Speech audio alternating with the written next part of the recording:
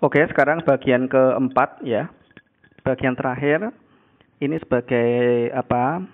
eh, Teknis perbaikan kalian. Nanti semuanya diperbaiki sesuai dengan masukan-masukan yang saya berikan pada 3 sesi sebelumnya. Jadi judul, kemudian ditulis nama kalian seperti ini ya. Ditulis nama kalian, terus di bawahnya diberi label Institut Agama Islam Negeri Purwokerto atau mahasiswa Fakultas Tarbiyah Institut Agama Islam Purwokerto, kemudian ditulis email seperti ini. Nah, kemudian setelah itu nanti ditambah abstrak. Abstrak itu sekitar 200 karakter saja. Jadi satu paragraf, tidak usah terlalu panjang. Abstrak itu apa? Abstrak itu rangkuman dari penelitian secara garis besarnya. Jadi tidak usah begini. Kalau di abstrak itu tidak usah begini. Misalkan kamu menulis tentang kedudukan Al-Qur'an di dalam di dalam Islam gitu ya. Jangan begini, Al-Qur'an adalah bla bla bla. Jangan begitu. Kalau di abstrak itu nulisnya langsung. Artikel ini akan mengkaji tentang apa, gitu ya. Mengapa kok ingin mengkaji tentang itu? Kemudian metode yang digunakan bagaimana dan hasil kajiannya bagaimana. Itu abstrak. Ditulis singkat begitu aja. Nah, setelah ditulis abstrak ada kata kunci ya. Kata kunci ditulis. Ada 2 atau 3 kata kunci. Nah, setelah itu semuanya kan yang sudah dikumpulkan sebagian besar masih pakai latar belakang masalah. Nanti pada edisi revisi tidak usah ada latar belakang masalah, adanya pendahuluan.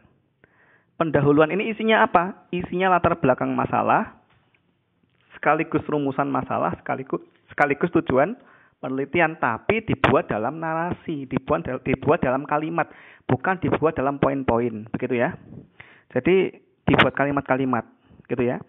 Kemudian yang paling penting di bagian ini, di bagian pendahuluan ini, wajib dicantumkan tentang jurnal-jurnal yang sudah membahas tema yang sama dengan yang kamu tulis itu.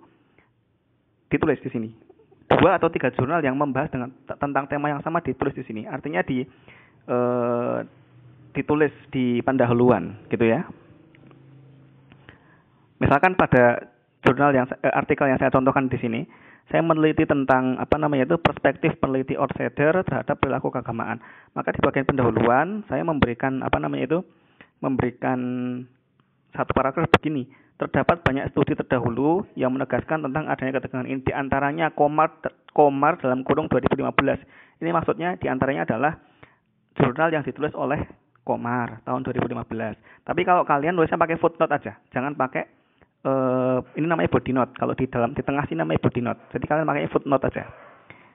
2 atau 3 aja dan ditulis singkat begini aja.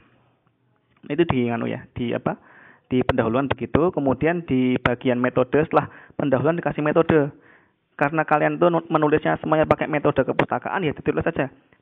Artikel ini menggunakan metode penelitian kepustakaan yaitu bla bla bla bla bla bla gitu aja. Dijelaskan begitu. Kemudian ditulis hasil dan pembahasan. Nah, subbab kalian dimasukkan ke sini. Hasil pembahasan A yang judulnya yang kalian tulis itu apa, B apa, C apa, kemudian nanti kesimpulan, gitu ya. Nah, jadi revisinya begitu. Kemudian dipastikan daftar pustakanya minimal 3 buku ya. Dan minimal 7 jurnal. Ini wajib. Minimal 7 jurnal. Jadi tidak boleh lebih atau tidak boleh kurang dari 7 jurnal. Nah, nanti pada minggu depan atau pertemuan yang akan datang, kalian nanti akan saya berikan panduan bagaimana mensubmit mensubmit ke artikel jurnal, gitu ya. Maka dari itu dikerjakan sesuai dengan yang saya perintahkan, yang saya minta. Nanti direvisi seperti yang saya berikan di dalam ini tadi. Kalau ada pertanyaan bisa ditanyakan lewat grup WhatsApp, gitu ya. Oke, terima kasih teman-teman sekalian atas perhatiannya. Semoga kuliah kita meskipun di rumah, tetapi tetap dalam bimbingan Allah, penuh dengan keberkahan ya. Assalamualaikum warahmatullahi wabarakatuh.